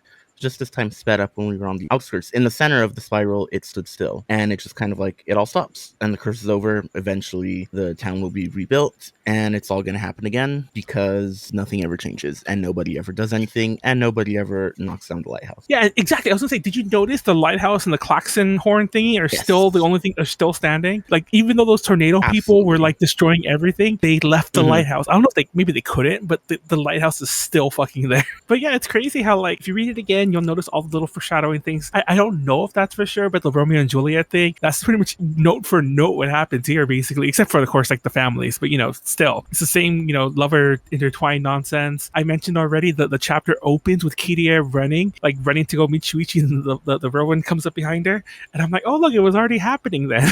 And like little things like that. And just like, oh, shit. Honestly, I like the ending. I just wish it got there a little faster, those last 4 or 5 chapters. It felt like, once again, it felt like he had a quota and I like met having the chapters. I wish there had been maybe a little bit less airbending, a little bit more smaller character moments. But yeah, ultimately, I did really like the ending. I like the whole thing. There is a bonus chapter. It's very whatever. The only thing I had to There say is about it is that galaxies. it has long hair Kiria in it again. Yeah, it's definitely set somewhere earlier. It's listed as lost chapter. It was probably, maybe he drew it or wrote it and was like, nah, we'll decide not to keep this one in. And It does have the fillery feel to it, I'm not gonna lie, which is probably exactly why it took till now to get it. So yeah, I like it. It's not incredible, but I like it. let's do a swirly galaxy. Very cosmic horror. Yep. More of that Lovecraft. And then we also get a few, these were originally at the end of each volume, but we get the afterwards, Junji Ito drawing himself. They're all kind of funny, not too much to say about them, but I do love looking at them. Just real fast, I know we already got like really far into time. The movie, okay adaptation. I mean, okay, let me phrase that. Horrible adaptation. Okay movie. There's a lot of staring at the camera. There's a lot of like... First of all, the ending's totally different. I won't spoil that because I feel like that's not our place to spoil movies. It doesn't have like the Lovecrafty. I'm sure that the director and writer of the movie had no idea he was going there. Who would ever think that? So it just ends like in a really abrupt way. They change a lot of the story. They get rid of all of Kiria's family except for her dad. It's still an okay movie, I guess, if you didn't know that it was an adaptation. My one point about the movie is, did you catch this, JD, or did you catch this, B, when you watched it? Like, however long ago it was? They try to explain it. Like, there's a reporter guy who does research in a library. There's this whole like little montage scene where he's doing research, and he uncovers this thing about some excavation that pulled up like these plates or whatever, like from under the pond that like might have unleashed spirits or whatever. And he's rushing back to tell them, and he's the one who hits the Jack in the Box kid. But he's the one who hits him and he dies. I don't remember any of that. I don't remember if they call him Jack in the Box Kid, but he is at least the same kid filling the same role. Yeah, but he doesn't come back as a Jack in the Box. Yeah, he doesn't. Unfortunately. And it does adapt on some of the chapters. Like there's the hair girl, but Kiria's hair it doesn't happen to her. What is weird is, I don't know if the movie ran out of money too, but it rushes the ending. Like a lot of these stories are left open-ended until the very end, and they just kind of do a weird, very cheap news report style thing where they show like, oh yeah, strange things have happened. And they show the snail kids going up the wall. They show the hair girl, like her life sucked out of her, like around the pole, just like in the manga and stuff like that. And it's like, wow, that was a way to just cop out and not show everything. not to show like how that actually ended. I wonder if it would have been, I'm kind of curious, it'll never happen now, but it would be interesting to have seen like a take on the movie's version, like their own just short story that could happen instead of trying to adapt the actual thing that happened. But unfortunately, nobody likes that kind of thing, and everyone always wants to see the exact thing that happened but copied onto the screen, because adaptation brain and fandom brain are a curse. It's funny because it's also a US co-production. The movie was just like the anime, which was a US co-production between Production IG and Adult Swim. God, the anime. Okay, I have no idea what the fuck Production IG is doing in the anime, because I'm still confused to this day. I try to look it up. I'm like, wait, why is their name there if they're not the studio doing the animation? Yeah, Production IG has such a like I'm just great confused. track record, I guess. They're very like beloved and respected. But like, And they're it's not the studio crazy though. that, like, yeah. So they put their name on it and then outsourced the work. The first episode is rotoscoped and looks great. And it's I think alright. it looks great. Yeah, the trailer scenes especially were really good. The rest of the show, watching the first episode, it had its moments where I was like, oh, that's not great. But the main thing was the pacing. I think no matter how good it looks, the pacing of the first episode just made it essentially unwatchable. I was like, this is not a good show. Even if I hadn't heard what I had, I don't think I would continue with the rest of it from that point. Both the movie and the anime do some. I think it's better in that maybe I'm just the minority here because everyone seems to hate the pacing. Rather than show each thing as a monster of the week type event, they weave the stories together. They do, and that is an interesting way. That's a good way probably to do an adaptation. But I do love when things are slow. I think it definitely works more in the movie just because it is kind of trying to put these things into like a series of events where all of them happen and kind of dovetail together, or at least don't feel like it's just, oh, hey, it's this bit. Oh, then it's this story, and then it's this story, and they feel disjointed a bit. Like that could work more as a, I guess, 19 episode or maybe 12 episode series that is just, okay, here's adapting this storyline, then this storyline, and then this storyline. Maybe we set up bits of the storylines beforehand, but otherwise they're just basically an anthology. Yeah, because I think the movie starts with the Jack in the Box kid at the first few minutes. Yeah. And then like it pays them off like at the first hour mark. So yeah, the movie's still all right. It's oh man, I was excited to watch it, but it was in 2022, October of 2022. Actually, and I think the reason why maybe I don't remember it quite as well right now is because that was the year where I tried to watch a horror movie every single day of October, but they all kind of started to blend together. What the hell? Yeah, I saw I did it once in 2022, and then I decided not to do it again because I ended up not having fun when I'll do it because there were some days I just didn't feel like watching the movie and I forced myself to do it anyway. But yeah, I mean, I watched a lot of good stuff that year. I would probably never have actually watched the Uzumaki movie if I hadn't been doing that. And yeah, I remember liking it. I had points. I wrote like a little review of it on my Letterboxd, but it was like it had its moments of like, yeah, it kind of drags. It's not like incredible, but there were a lot of good choices I liked in it, and visually it was really cool. I can't remember the exact setting. It definitely wasn't a proper theater. I want to say it was attached to a convention, or I just saw it as a special screening. I was definitely in high school, but yeah, I watched it like that. Like I watched it in a pseudo theater setting. Definitely when it was new, like it was coming out. And what's funny about the movie that it's on Amazon Prime is I don't think it ever had an official DVD release, because I remember like when I was still kind of collecting things like DVDs, especially like my early adult years, I had to buy a bootleg of it if I wanted to see it again because like I couldn't find it anywhere. So it's like, oh shit, it was co-produced and then they just abandoned it. And I guess that's the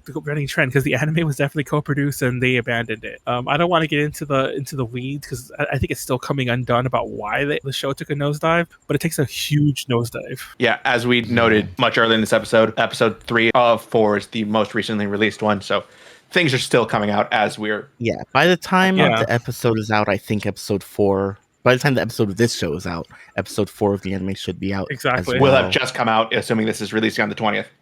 Yeah. Yes. So and it should be on the 20th. So I don't know. Maybe and supposedly episode 4 has the same director, but I really don't think that they're gonna like they took him off of 2 episodes and then let him rotoscope again. So it's probably still gonna be bad animation. I said this before we went live, and I want to make sure to mention it for those who really want to complain. I think it's kind of getting lost in the sauce. I haven't seen anyone really mention this online. Adult Swim's parent company, like several levels up, is like the Warner Discovery people, and you know that they've been very cost cutting and leaving things on like the wayside, like just literally delisting shows because they don't want to pay animators or whatever. So for all the shit we want to give these people, I think that people should remember that it's probably just stupid money corporate bullshit. You know, it always is. It's just blame David Zaslav.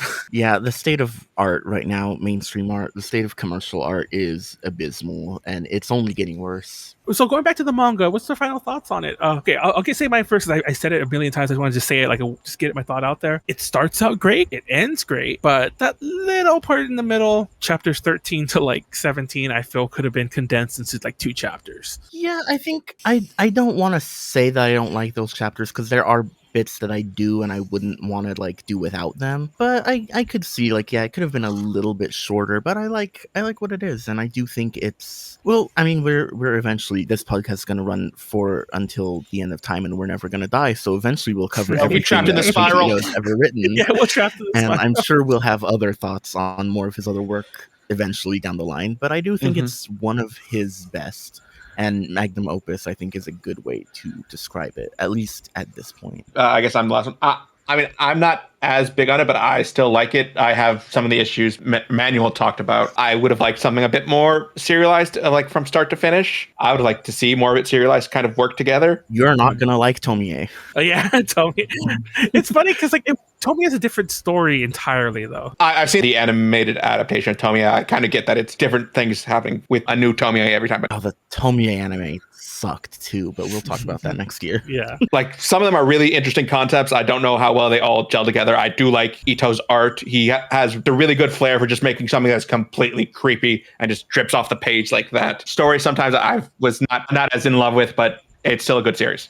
I think the quality of his art is one reason too. I don't think we need adaptations. Like his work works best on the page. Obviously, every time they try to adapt it, it goes horribly. And at this point, just stop trying. I slightly disagree with that last point. I think that people should stop. This has to do with a lot of adaptations, but I think you get a lot in manga adaptations, especially live action ones. The anime, don't get started on the anime trying way too hard to be the manga in movement. Just do your own thing. Get like a really... I can meet you halfway on that. A David Lynch type director. I don't mean get David Lynch, but like get a very visionary person to do it, and there you go.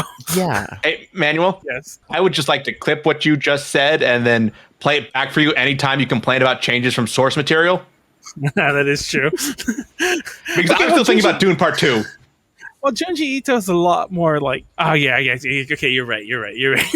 Yeah, I'm over here. Yes, but no, let's finish up our thoughts on Uzumaki. In case anyone's wondering, because I feel like I have to say it because I mentioned at the start, and Tomie got brought up again. I don't know Junji Ito well enough top of my head to rank his works like in a scale. But if I was just ranking just Uzumaki and Tomie, it'd be Tomie and Uzumaki is a little bit down underneath it, but not like far.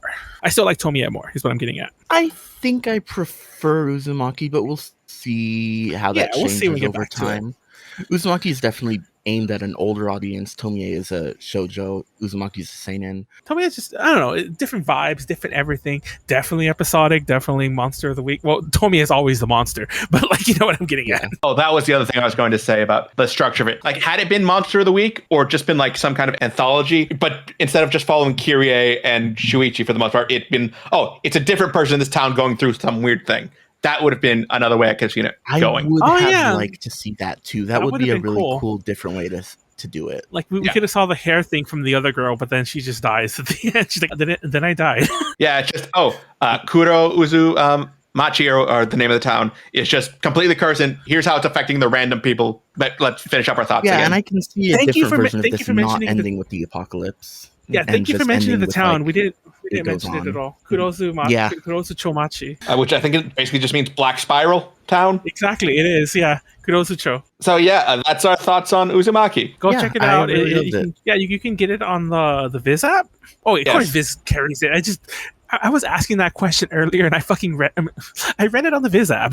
I'm a dumbass, but yeah, you can get it on the Viz app if you subscribe, which is how I read it. You can read the physical one, which is better. I mean, I kind of agree. I kind of wish I still had my copy. As of now, as the recording of this episode, you can watch Uzumaki the movie on Amazon Prime. And if you really want to watch Uzumaki the anime, the first episode, the only one you want to see anyway, is free on Adult Swim site. I think they all are, aren't they? Aren't all the episodes free to watch? If you start watching 2 through 4, they ask you to log in. They are streaming on Max, however. Exactly. But the first episode is free. The movie isn't free, but if you go to Amazon Prime and you have your Prime subscriber, you can watch it there. So yeah, that's our thoughts on Uzumaki. And next month, it's my pick, and I haven't told either of them what I've picked yet. Yeah, this is news to me. I thought, considering the season, that we're going into the time when basically any movie that's really trying hard for an Oscar is coming out, I thought we should jump in and take a look at a manga that looks at movie making. Tenmaku Cinema from Shonen Jump. Tenmaku Cinema.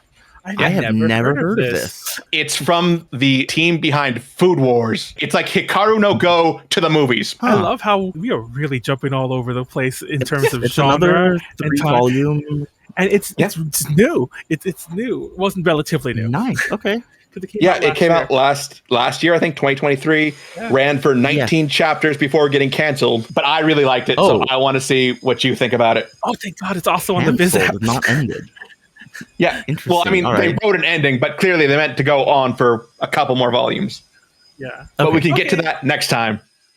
Yeah, okay. But yeah, thank you for checking us out. As of now, there is no Patreon or anything special for Reading the Wrong Way, but if you want to support A to J, you can do so on that Patreon, patreon.com/A to J Connections. But if you just want to, share this podcast with your friends, let us know what you think. Hopefully by the time this episode is out, it'll be on YouTube and a few other platforms as well. So just get the word out. Keep checking us out. The next episode, all of our episodes should be out on the 20th. I just want to keep schedule. I want to keep a schedule. Schedules are good. So hopefully November 20th, you will see our thoughts on Tenmaku Cinema. Check out ajconnections.com. Follow us all on various social medias. B1000 on Twitter is me. Yeah, and I'm Elevic_222 on just about everything. Don't follow me. I'm fine being unknown. Go follow our Twitch. We'll see you next chapter. Yeah, see you next chapter. Yeah. Keep reading the wrong way. See you next chapter.